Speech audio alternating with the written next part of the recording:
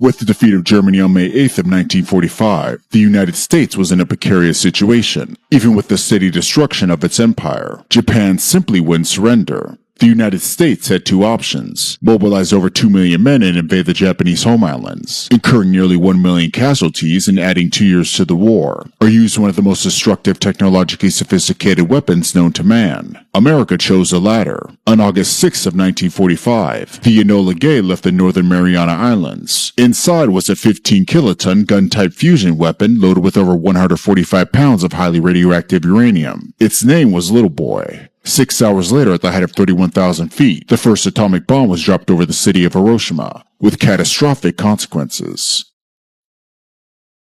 But how exactly did the Little Boy atomic bomb work? What were the parts and mechanisms of the first nuclear bomb? What processes did it undergo during its detonation? Why was Hiroshima targeted? How big was the blast zone? How much of the city was destroyed? And most importantly, how many Japanese casualties were incurred when the first American atomic bomb reached its destination? Why was Hiroshima targeted? The target selection was subject to the following criteria. Number 1, the target had to be larger than 4.8 kilometers, or 3 miles in diameter, and was an important target in a large city. Number 2, the target would have to allow the blast wave to create effective damage. Number 3, the target was unlikely to be attacked by August 1945. When deciding which Japanese cities U.S. warplanes would target, there were 5 options. Kokura, the site of one of Japan's largest munitions plants; Hiroshima, an embarkation port and industrial center that was the site of a major military headquarters; Yokohama, an urban center for aircraft manufacturing, machine tools, docks, electrical equipment, and oil refineries; Nagata, a port with industrial facilities including steel and aluminum plants; and Kyoto, a major industrial center. These cities were largely untouched during nightly bombing raids, and the Air Force agreed to leave them off the target list, so an accurate assessment of the damage caused by the atomic bombs could be made. Hiroshima was ultimately chosen for the following reasons. Number 1, it was an important army depot and port of embarkation in the middle of an urban industrial area. Number 2, it was a good radar target, and it was such a size that a large part of the city could be extensively damaged. There were adjacent hills around the city, which would considerably increase the blast damage. To understand how Little Boy works, we first need to understand the parts of the nuclear weapon. Located at the back of the weapon are the box-tail fins that stabilize the bomb when dropped from the air. Inside are 3 electric gun primers, which are the devices responsible for initiating the conventional charge that will push this projectile with an explosive force. Located here is the projectile tungsten carbide disc, and the most important part is the uranium-235 hollow projectile rings. The projectile ring slugs are hollowed and designed for the target rings to enter. They weigh around 89 pounds, while the front uranium target rings weigh around 56 pounds. Altogether, the bomb contains around 145 pounds of highly radioactive uranium. All these mechanisms and parts are encased in a 6.5-inch smoothbore gun barrel. At the nose of the bomb is the impact-absorbing anvil, and just above it sits the tungsten carbide plug, which contains 4 polonium initiators. The polonium initiators ensure a nuclear chain reaction occurs when the bomb is dropped. On the surface of the atomic bomb are barometric sensing ports and manifolds. The barometer identifies the precise altitude for detonation. Once the required altitude is reached, the barometer activates archie-fusing radar altimeters, which are these curvy-looking objects that prime the bomb for detonation. Now let's take a look at how this nuclear bomb works in basic step-by-step format. Step number 1. Before the bomb is dropped, all 3 arming plugs are pulled one after another. Step number 2. The bomb bay door is open, and the bomb falls due to gravity. When released, its internal 24-volt battery starts a timer. After 15 seconds, the bomb will be approximately 3,600 feet from the aircraft. Step number 3. Multiple radar altimeters are activated and located at the front of the bomb. The barometric stage was added because of a worry that external radar signals might detonate the weapon too early. After activation, the barometer senses the desired height of around 580 meters, or 1,900 feet, as the Little Boy bomb was designed to be an airburst.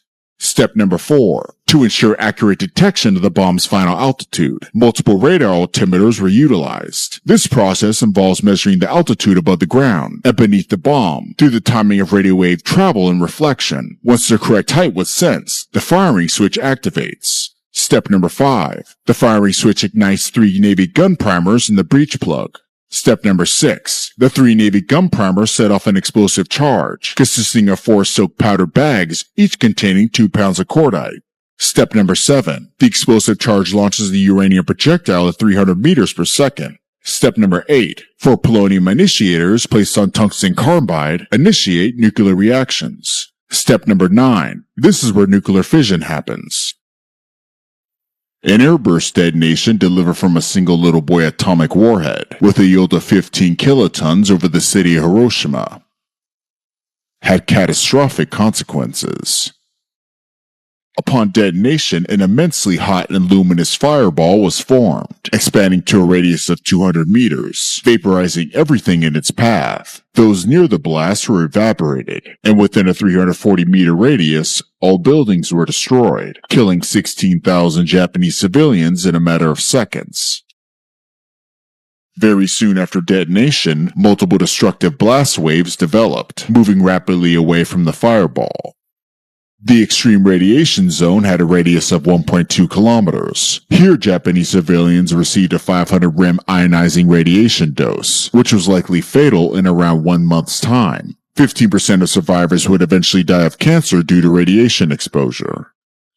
Within a 1.7 kilometer radius, the shockwave emitted was measured at 5 psi, also known as a moderate damage blast zone. Here, most residential buildings collapsed, injuries were universal, and fatalities were widespread. Most commercial and residential fires started within this area, with damaged buildings spreading fire throughout the city. Within a 1.9 kilometer radius, due to the bomb's extremely high temperature, the shockwave emitted contained high levels of thermal radiation, causing third-degree burns in clothing to instantly ignite into flames. Third-degree burns extended throughout the layers of skin and were often painless due to the destruction of pain nerves. This left many with severe scarring or disablement, and in severe cases, often required amputation of burned limbs. As a result, around half the people between 340 meters and 2 kilometers from the blast were killed from debris, smoke, collapsed buildings, and radiation sickness, which translated roughly to an additional 67,000 Japanese fatalities over a period of 60 seconds.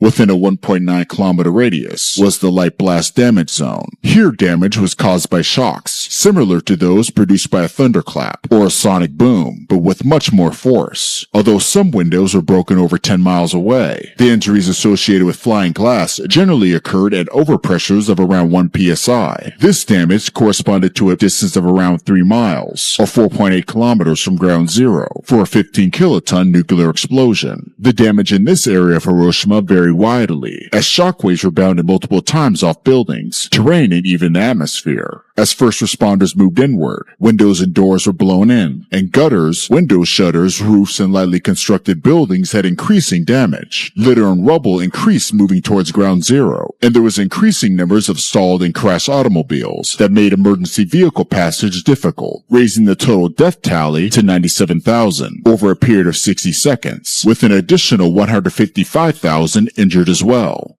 Thank you for watching the audio. Please subscribe to the channel to listen to more about other World War II military campaigns. Thank you so much.